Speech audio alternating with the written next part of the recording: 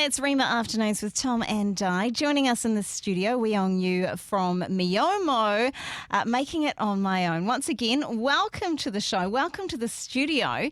And today, continuing to take a look at holidays. So, looking forward to this conversation. Welcome back, Wee-Yeong. Good Thank to you. have you with us. Kia ora, guys. Before we talk holidays, let's just recap where we started this discussion last time, because you were talking about this idea, flow. Yes. An acronym. Let's just recap what that's all about. Yeah, it's simply just an acronym to capture a balanced list of activities you can do with your teens or help your teens to set up for the holidays. So it stands for fun, do something fun.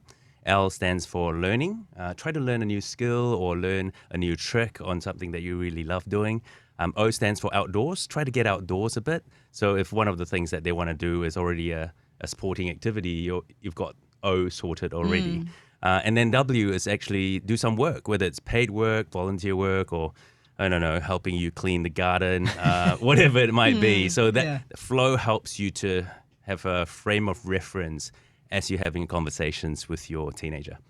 Okay, so recapping flow, and I love this idea of making a plan for our kids, but how keen do you think our kids are when we talk about, hey, let's make a plan? How motivated really are they? Because I wonder, as much as I think it's a good idea, whether they might think it's such a great one. Yeah, I mean, we've all been teenagers once, right? So it's pretty hard to get a teenager motivated. And to that point, an adult as well. We have our days.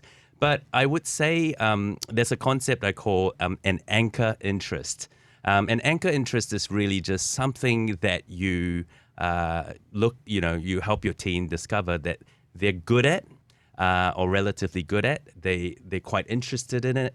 And then you anchor a lot of your discussions and your planning around that interest. For example, two of my boys like speed cubing, solving Rubik's Cubes very fast.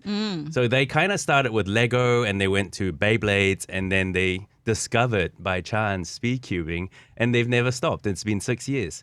So what I try to do whenever we have conversations about planning and so forth, I start with speed cubing because it's a good thing that they're already interested in. So setting goals and really giving them something to anchor their focus on. Yeah.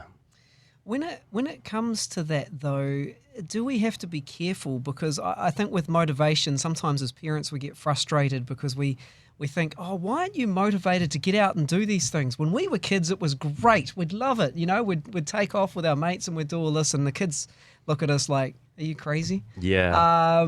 So how do we, really tap into what their anchor might be? Yeah, I think one of the biggest things with parenting teens as opposed to parenting younger kids is actually to help encourage them to share their opinions. It's called agency, right? And the word agency just simply means the ability to make decisions and to independently take action. And so often we as parents, it's difficult for us to let go. We might have our ideas about what seems fun.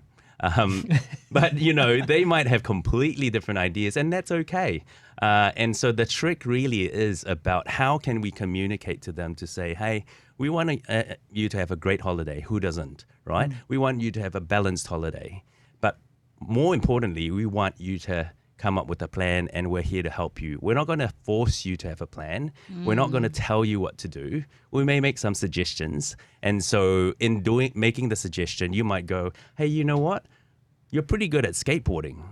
Why don't you think about some things you can do this holidays to become a better skateboarder? Or maybe you want to join the football team next year. What can you do to do some training to get there? So is it like creating opportunities as opposed to giving goals, as I hear you try to describe that? Yeah, it's that shifting from being a protector for your kids to becoming a coach.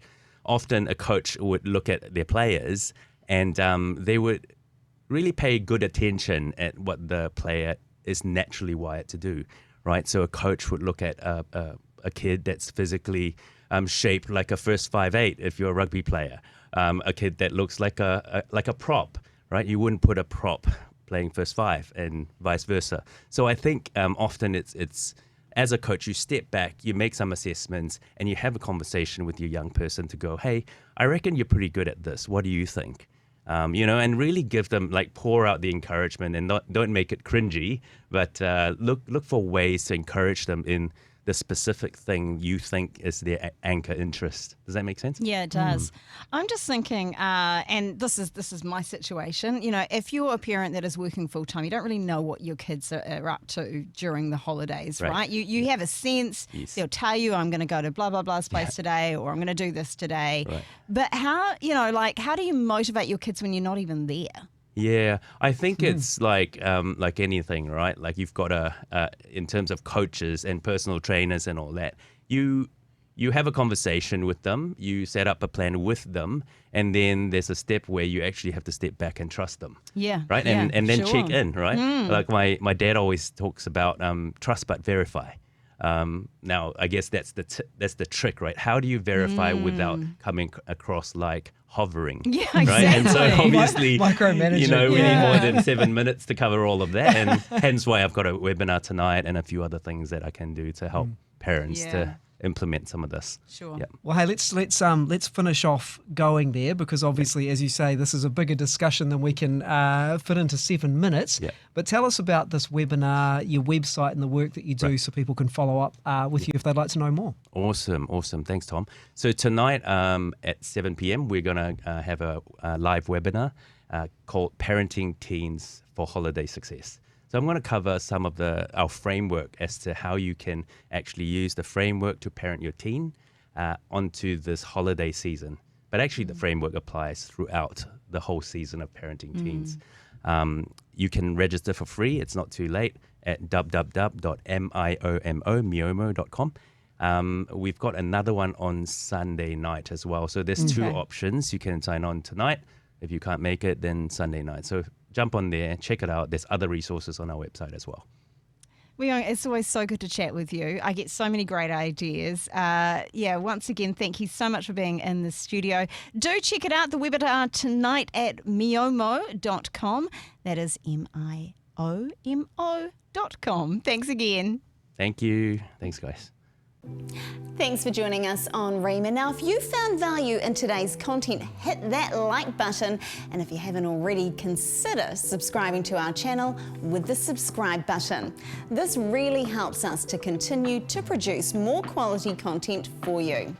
And hey, if you'd like to stay updated and never miss any of our future videos, ring that notification bell as well. Don't forget to follow us on our other socials, which are in the description below. And until then, stay tuned.